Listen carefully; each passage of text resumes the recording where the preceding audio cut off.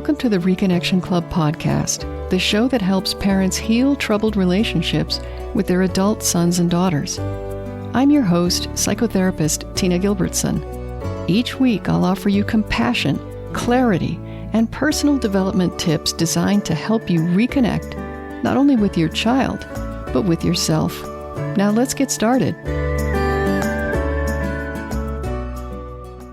In working with parents unwillingly estranged from adult children over the years, I've grown a body of knowledge about what tends to work and what tends not to work when it comes to parents' efforts at reconnection. From this experience, combined with my psychological training and keeping up with the research being done, I've developed a number of rules of thumb for approaching estranged adult children. And over time, I've noticed more and more parents who consult with me speaking as though some of these rules of thumb are actual rules of conduct. Sometimes there's even a suggestion of a protocol that everyone needs to follow to be successful in reconnecting with their adult child or children. From what I can tell, these protocols are pieced together in good faith from books and articles written by me and others who write about estrangement. It was almost inevitable that rules of thumb and generalizations that are necessary to illustrate concepts would come to be interpreted as decrees with the force behind them of a set of natural laws. People who are in a painful situation with an uncertain outcome will always seek as much certainty as they can get.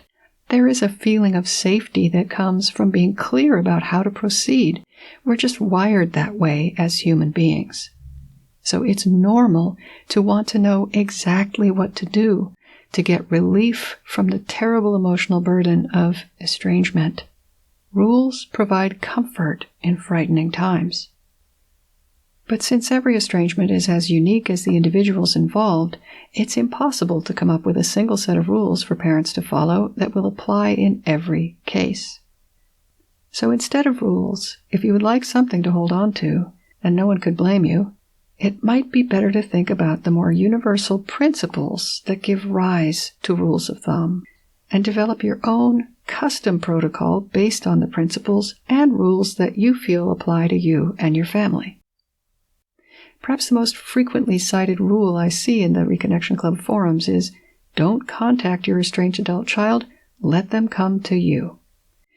That is not good advice for some parents, even though it's extremely important for others.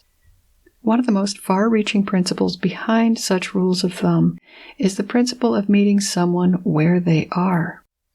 And if parents are willing, this might include meeting your child's emotional needs as you come to understand them by meeting them where they are. The only emotional needs you can possibly meet in your child today are those that are present today. You can't go back and meet the needs of your 7-year-old or the person your adult child was last year. But if those same needs are presenting themselves today, then you can try to address them adequately today. One of our members had an exchange with her adult child who told her, "I never asked for no contact." And the mother was able to list concrete, specific examples of her adult child explicitly and implicitly asking for no contact. So she pointed these out to the adult child, but it didn't bring them closer. In that exchange with her adult child, the needs that were present were not the focus of attention. Instead, the accuracy of the child's version of what happened was called into question. This stole the mother's focus, as I dare say it would for many, if not most of us, because our alarms go off when we hear something that we know isn't true. It's easy to get distracted by that. But when an estranged adult child says something like, "I never asked for no contact," the parent can, in theory, either pursue the truth about that statement, or they can lean into what's being expressed in that moment. It could be an opening to say, "I'm sorry I got that wrong. It sounds like you'd like to stay connected after all. But clearly I need some help to figure out how to make that connection feel better for both of us." Most of us desire to be seen for who we are, understood in our struggles, and accepted with our flaws. Putting those in terms of emotional needs, we need to be visible to important others. We need accurate empathy to know who we are. And we need acceptance and belonging to be able to continue growing. Your adult child isn't the only one who has those needs or deserves to have someone care about them. But she or he may be the only one who still has a parent who is willing and able to try to meet those needs. The principle of meeting adult children where they are in the present is one that underlies many of the rules of thumb I talk about on this show and inside the Reconnection Club. So whenever a rule pops into your mind, like don't send gifts or always give them the last word, before you decide on any action, consider the principle that gives rise to that particular rule or doesn't in your case. You need to be able to explain to yourself why you're doing what you're doing. For example, I have a rule of thumb about birthday greetings during an estrangement that says, dial it down a notch. If you gave a card and a gift last year, just give a card this year. If you always send a card with money inside, send an e-card instead. But if you decide on a dialed-down birthday greeting for your estranged adult child, don't forget to ask yourself, why am I dialing it down this year? If the only answer you can come up with is, Tina Gilbertson said I should, then I hope that makes you as nervous as it makes me, because that's not a good reason. By all means, use rules of thumb as guidelines, as jumping off points, but always know your own rationale for everything you do. What does it look like to know your own rationale?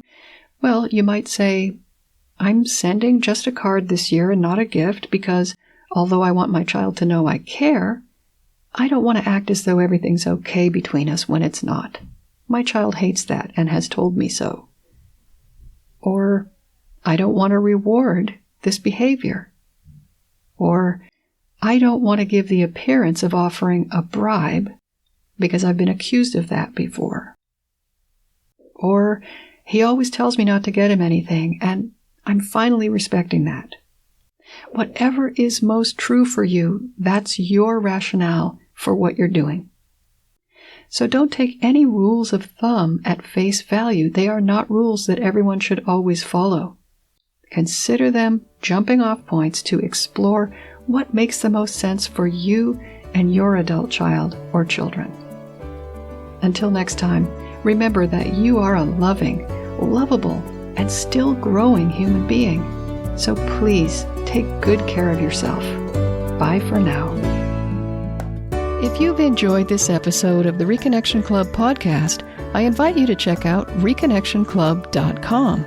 The Reconnection Club is for parents at any stage of estrangement from their adult, child, or children. So whether you've just realized there's trouble between you, you've been living with estrangement for years, or you're newly reconciled but still walking on eggshells, the Reconnection Club is your essential resource for information, support, and continued personal growth. With our courses and workshops, expert interviews, monthly Q&A calls, and a friendly, active community, the Reconnection Club is a wonderful place to be for anyone suffering the pain of estrangement from an adult, child, or children. So check it out at reconnectionclub.com.